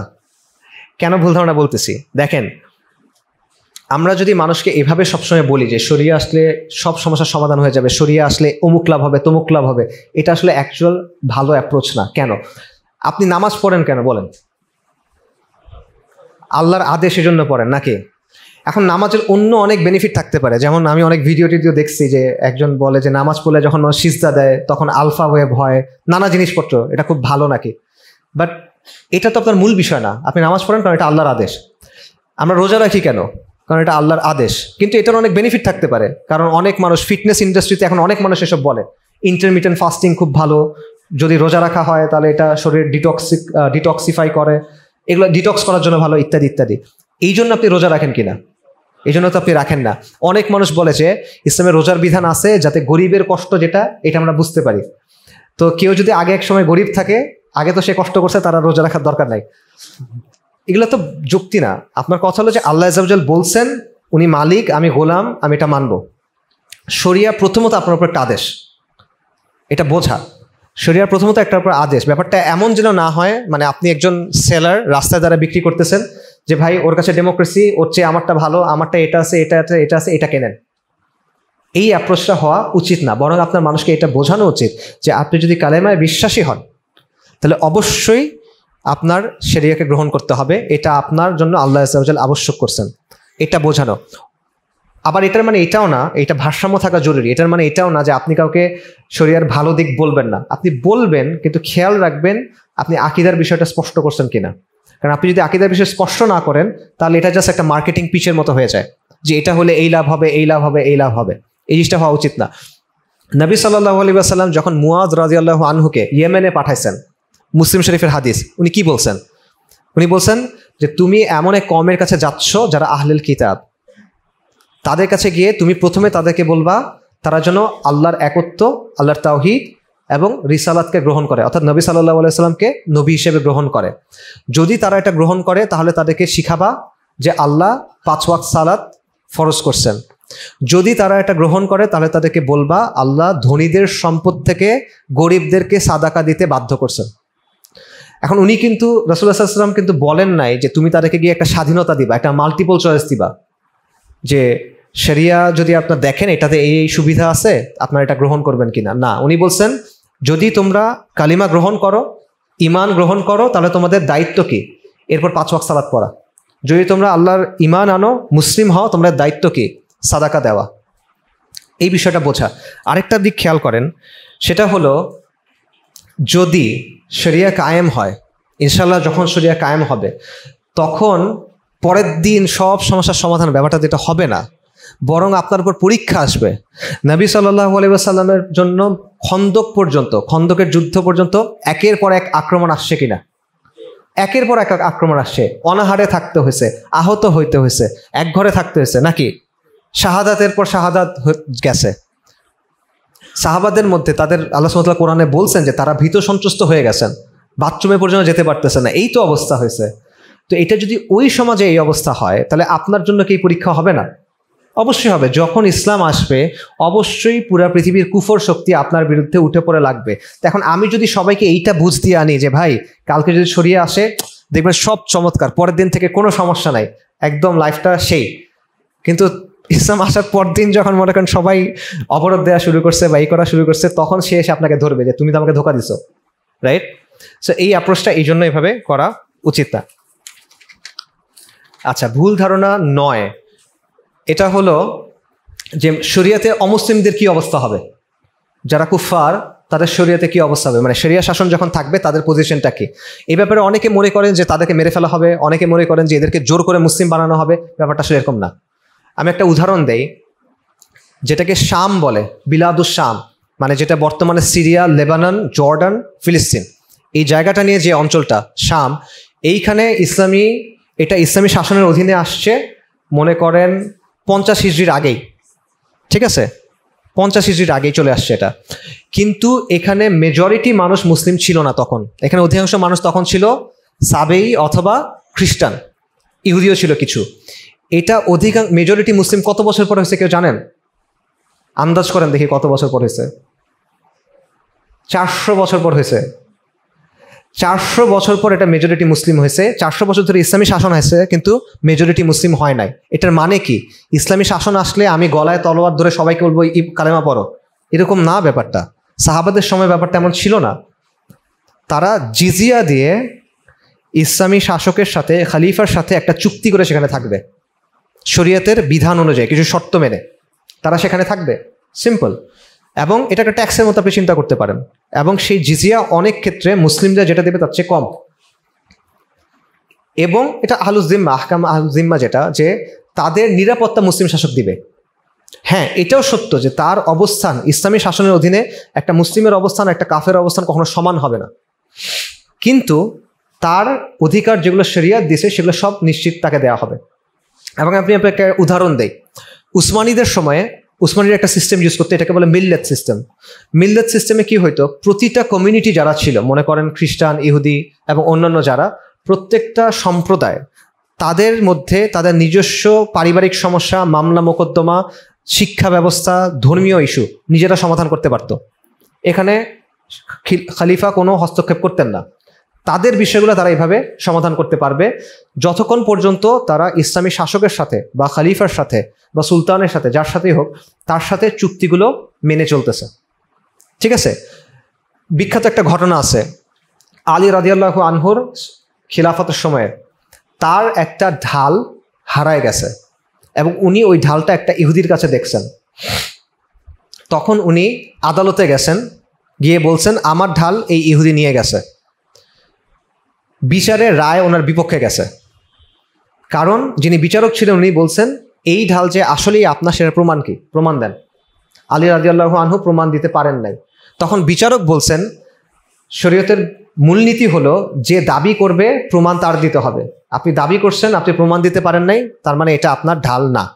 অর্থাৎ যেই ব্যক্তি খলিফা, তিনি বিচারে গেছেন, গিয়ে বলছেন আমার জিনিস ওই ব্যক্তি নিয়ে গেছে এবং সেটা একজন অমুসলিম, বিচারের রায় গেছে অমুসলিমের পক্ষে।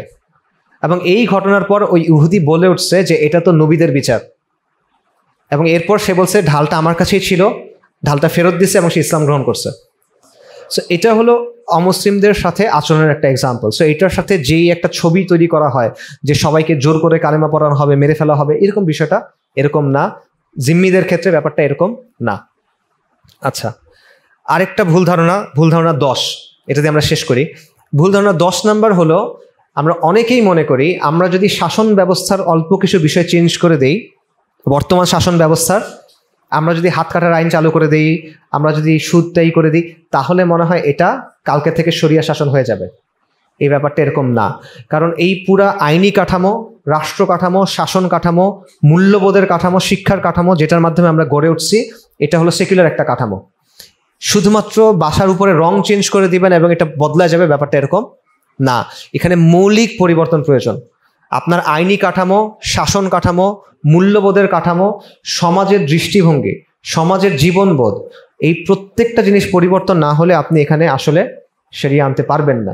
সো এটা সংস্কারের মাধ্যমে, আবারও বলছি, সংস্কারের মাধ্যমে সেকুলার ব্যবস্থাকে কোনোভাবেই ইসলামী ব্যবস্থা বানানো সম্ভব না। এটার জন্য আপনার একটা বৈপ্লবিক রূপান্তর লাগবে, অর্থাৎ আপনি এই জিনিসটাকে সরায়ে নতুন একটা জিনিস সেখানে তৈরি করতে হবে। এটা কথা ছোট, বাট তাৎপর্য অনেক বেশি। সো যাই হোক, এটা হলো শরিয়া নিয়ে কয়েকটা ভুল ধারণা যেটা আর কি আমাদের মধ্যে আছে। সো যারা ওই কথাগুলো বলে যে শরিয়া কি ভয়ঙ্কর, শরিয়া আসলে এইটা হবে সেইটা হবে, তারা নবী সাল্লাল্লাহু আলাইহি ওয়াসাল্লামের কাছে আসা শরিয়া আর চেঙ্গিস খানের শরিয়ার মধ্যে পার্থক্য বোঝে না। আমরা ওই শরিয়ার কথা বলি যে শরিয়া দিচ্ছেন আর রহমান আর রাহিম, আল গাফফার আল গাফুর, আল ওয়াহাব আল ওয়াদুদ, যিনি আমাদেরকে সৃষ্টি করছেন, যিনি আমাদের প্রতি পরম করুণাময়, এবং তিনি সবচেয়ে ভালোভাবে জানেন কোনটা আমাদের জন্য ভালো দুনিয়া এবং আখেরাতে। কয়েকটা ঘটনা বলি। আমিরুল মুমিনিন উমর ইবনুল খাত্তাব রাদিয়াল্লাহু আনহু শাসনের সময়ের দুটো ঘটনা। একটা হলো, এটা আপনারা অনেকে শুনছেন, উনি বলতেছেন একটা গাধা আছাড় খায়, আমি ভয় করি যে এটার জন্য আমার আল্লাহর কাছে জবাবদিহিতা করতে হবে, যে কেন আমি ওইখানে রাস্তা বানায় দিলাম না। একটা গাধা আছাড় খায়, আমি ভয় করি যে এটার জন্য আমার আল্লাহর কাছে জবাবদিহিতা করতে হবে, যে কেন আমি ওইখানে রাস্তা বানায় দিলাম না। এটা কি উমর রাদিয়াল্লাহু আনহুর নিজের ব্যক্তিগত চিন্তা?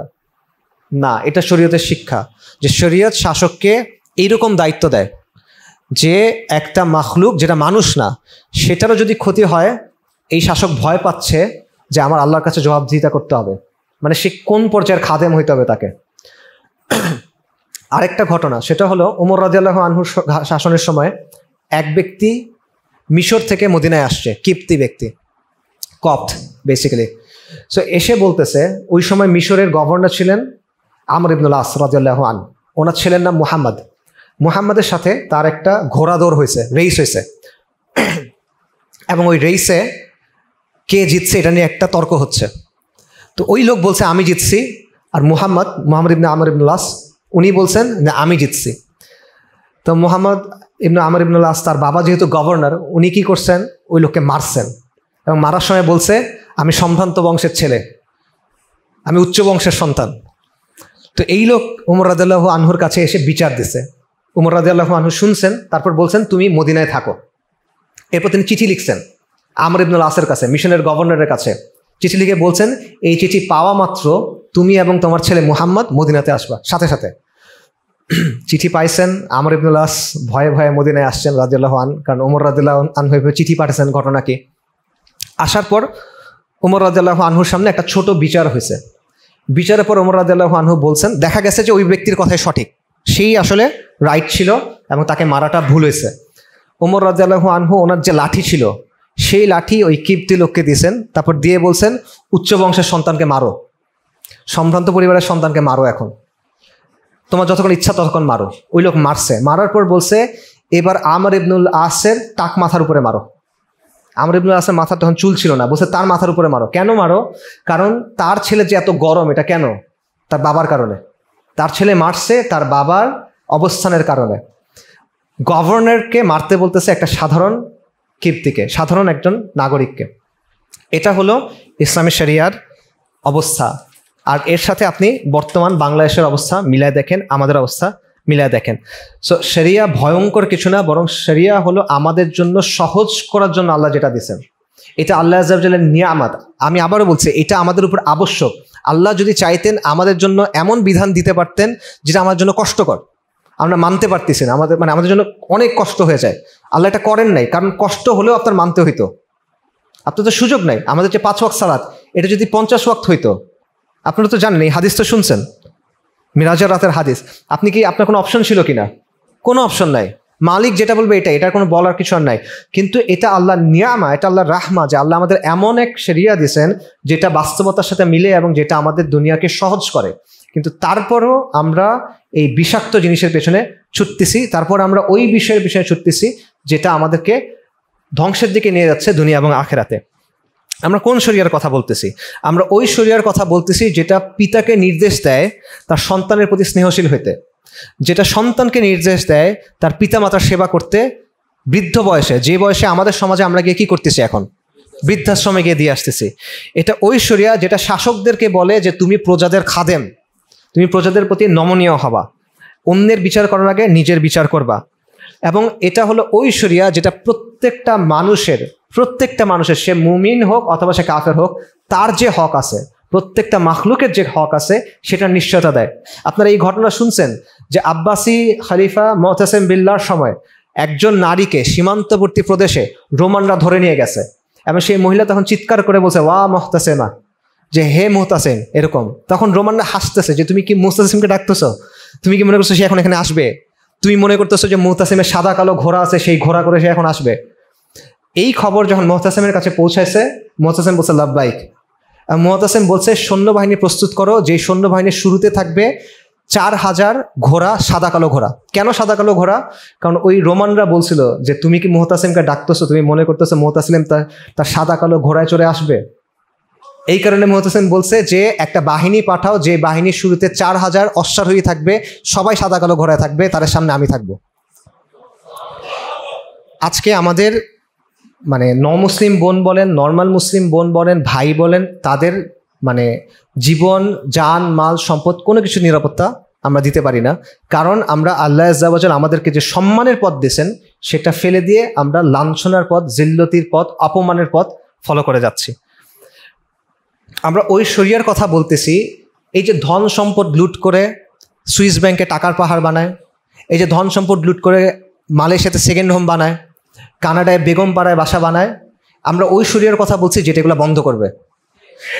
আমরা এই যে আমাদের মানুষের কত কষ্টের টাকা, মানুষ দিন রাত খেটে তাদের ঘামের, চোখের পানির, রক্ত দিয়ে ইনকাম করা টাকা, সেই টাকার কত টাকা বাংলাদেশ থেকে পাচার হয়েছে? লক্ষ কোটি টাকা। 15 বছরে লক্ষ কোটি টাকা পাচার হয়েছে। আর গত 1 বছরে কমিশন হয়েছে, চাঁদাবাজি হয়েছে কত, কেউ জানে না।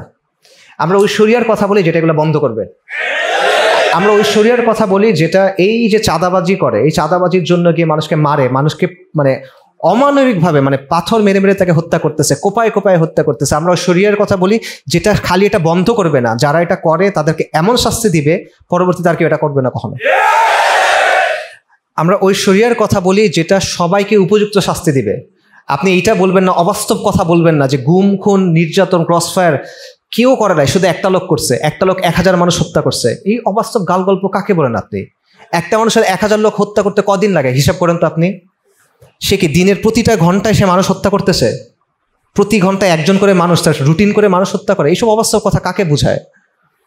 একটা প্রাতিষ্ঠানিকভাবে বাংলাদেশের নাগরিকদের ধরে ধরে গুম করা হয়েছে, অত্যাচার করা হয়েছে, খুন করা হয়েছে, মিথ্যা মামলা দেওয়া হয়েছে, সেটার বিচার কিন্তু বাংলাদেশে হয় নাই, হবে বলে মনে হচ্ছে না। কারণ আপনি একটা গল্প সাজাইছেন যে এটা একজন লোক করছে সব। শরিয়া হলো ওই ব্যবস্থা যেটা এখানে এরকম কোনো কিছু হবেই না। শরিয়া হলো ওই ব্যবস্থা যেটা এমন একটা সিস্টেম তৈরি করে যেখানে এরকম কোনো কিছুই হবেই না। এবং শরিয়া হলো ওই ব্যবস্থা যেটা নিশ্চিত করবে যে জনগণ, শাসক কখনো এই ধরনের জুলুম মানুষের উপর করতে পারবে না। সো শরিয়া হলে ওই অবস্থাটা নিশ্চিত করবে যে আমাদের সমাজে ডাস্টবিনের ছোট বাচ্চা পড়ে থাকে, নবজাতক শিশু পড়ে থাকে, ছাত্রী হোস্টেলের ট্রাঙ্কের ভেতরে, জাহাঙ্গীরনগরের ঘটনা আছে এরকম, ছাত্রী হোস্টেলের ট্রাঙ্কের ভেতরে নবজাতক শিশু পড়ে আছে। শরিয়া হলো ওই ব্যবস্থা যেটা নিশ্চিত করবে এটা ঘটবে না। শরিয়া হলো ওই ব্যবস্থা যেটা নিশ্চিত করবে যে সীমান্তে ফেলানিদেরকে এভাবে মেরে ঝুলায় রেখে যাবে, এটা হবে না। ওরা যদি এটা করে ওদেরও ওই অবস্থাই হবে।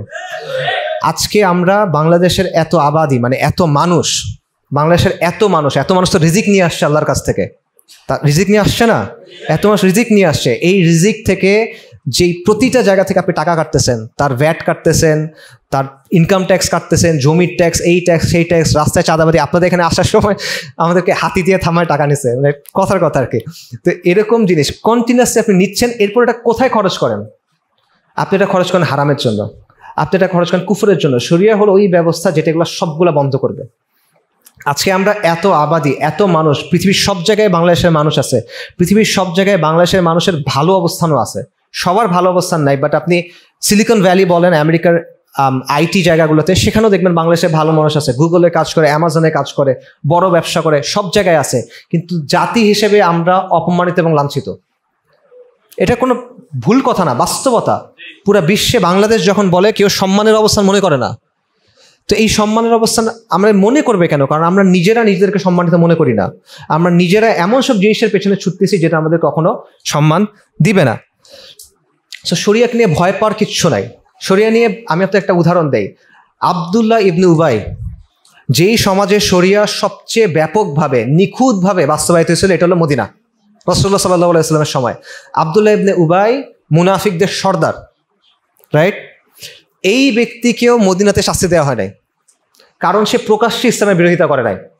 তো আমাদের সমাজে আমাদের যে মুসলিম ভাই বোনরা আছে, যারা হয়তোবা দিন পালন করতে পারেন না, যারা হয়তোবা গুনাহ করেন, যারা হয়তোবা কবিরা গুনাহ করেন, তারা আবদুল্লাহ ইবনে উবাইয়ের চেয়ে ভালো না খারাপ? বলেন। তাদের পায়ের ধুলো আবদুল্লাহ ইবনে উবাইয়ের চেয়ে ভালো। তো তাদের ভয় পাওয়ার কি কারণ আছে? ভয় পাওয়ার কোনো কারণ নাই। শরিয়া নিয়ে ভয় পাবে কে?